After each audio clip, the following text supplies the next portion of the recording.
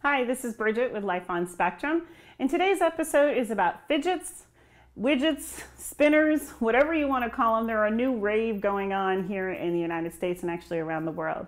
And I just wanted to give you a few points and pointers from also an education point of view, but also from a parent point of view about these new tools that you can use in the community, especially with students on the spectrum. First and foremost, I say whatever you need to do to make your life easier, especially when you're going into the community, please at least try it. If that's a spinner or a fidget cube, whatever, by all means you should use it. I've actually seen them being used with somebody on the spectrum that was actually at the dentist office, and it just kept them preoccupied. They were spinning it while the dentist was in their mouth doing whatever they needed. And at least it just soothed them and kept them occupied. I've also seen them used at a grocery store. You could use a fidget cube or a spinner, and that just keeps them preoccupied from the sensory overloads that they could possibly have in that situation. The one thing I may want to suggest, though, is if you're thinking about using it in a school atmosphere, that you have to also be aware of other students around them. Fidget cubes can actually be great during tests. However, with the clicking noises, it can actually distract others.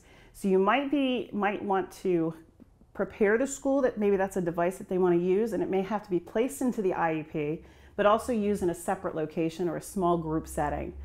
Also, with the spinners in the education system, sometimes they're distracting, especially the ones that light up.